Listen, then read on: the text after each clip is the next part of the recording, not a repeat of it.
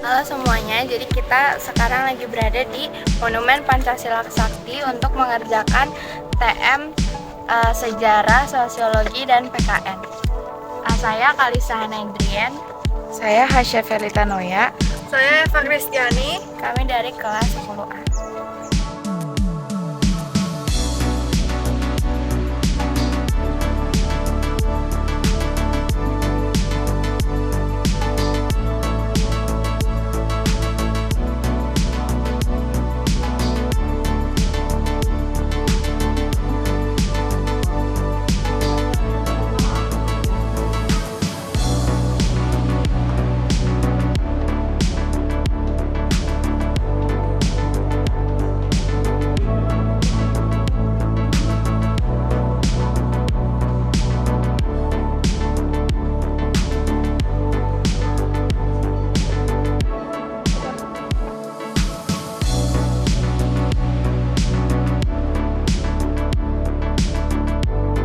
Dalam melancarkan jalan bagi Partai Komunis Indonesia (PKI) untuk meraih kekuasaan, maka dibentuklah Biro Khusus PKI yang beranggotakan Syam Hamurazam, Pono, dan Waluyo.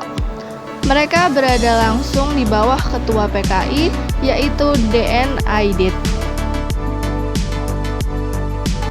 Dalam upaya menumbangkan pemerintahan Republik Indonesia yang sah, PKI mempersiapkan diri dengan mengadakan latihan kemiliteran bagi para anggotanya. Dalih yang digunakan ialah melatih para sukarelawan dalam rangka konfrontasi terhadap Malaysia.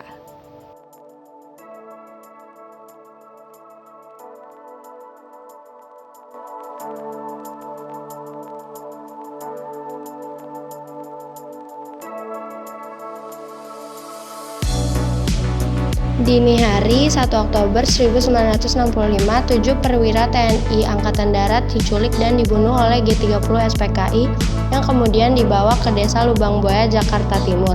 3 diantaranya dibunuh di kediamannya, yaitu Letnan Jenderal Ahmad Yani, Mayor Jenderal MT Haryono, dan Brigadir Jenderal DI Panjaitan.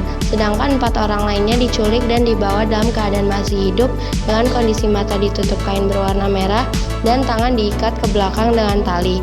Keempatnya kemudian disiksa dan dibunuh secara kejam di dalam sebuah rumah. Mereka itu adalah Maijen R. Suprapto, Maijen S. Parman, Brigjen Sutojo, dan Letnan 1 PA Tendean. Selanjutnya semua jenazah diseret dan dimasukkan ke sebuah sumur berdiameter 75 cm dan sedalam 12 meter dengan posisi kepala di bawah. Proses pencarian 7 perwira TNI Angkatan Darat yang diculik dan dibunuh oleh G30 SPKI pada dini hari 1 Oktober 1965 berhasil ditemukan di Desa Lubang Buaya. Penemuan lokasi penculikan ini atas informasi dari agen polisi tingkat 2 Sukitman yang ikut diculik G30 SPKI namun berhasil meloloskan diri.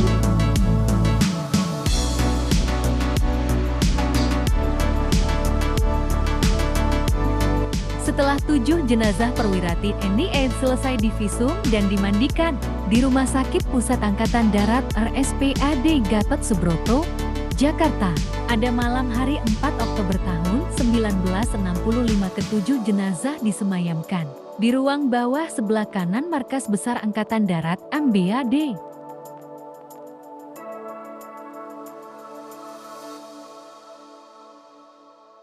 Sekitar pukul 3 WIB, pasukan yang bertugas menculik Jenderal Ahana Sution berangkat dari Desa Lubang Buaya pertama kali.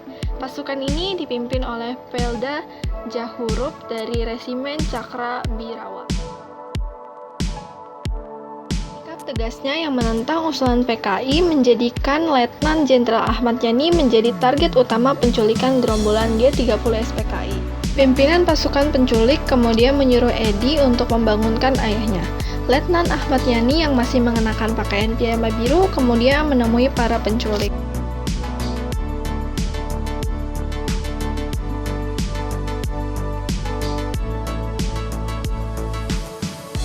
Ketika terdengar seorang penculik membuka pintu pagar, saat itu Maijen R. Suprapto belum tidur karena sedang sakit gigi. Sarkas Sulaiman mengatakan bahwa beliau diperintahkan segera menghadap Presiden. Maijen Suprapto menyanggupi dan meminta izin untuk berganti pakaian. Namun para penculik menodong Maijen dan menyuruh Maijen masuk ke dalam truk.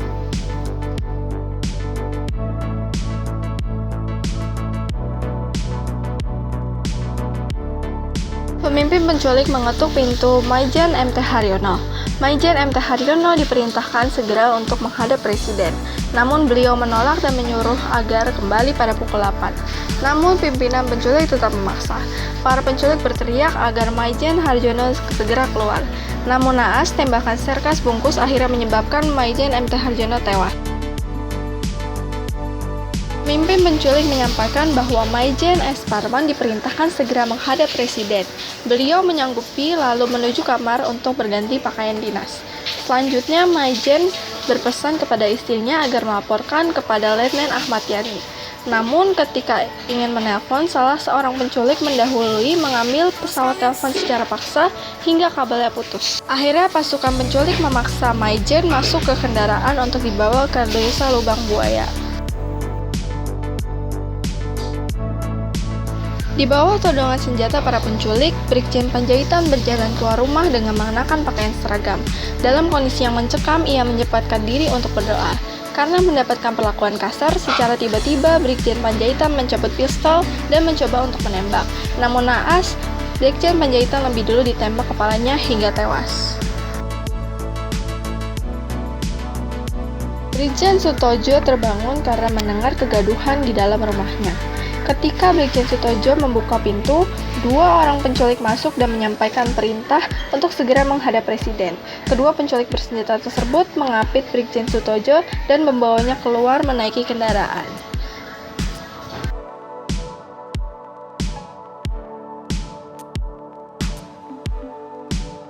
Setelah melihat letu tendean, pimpinan pasukan penculik merasa yakin bahwa yang ditangkap ialah Jenderal Aha Nasution.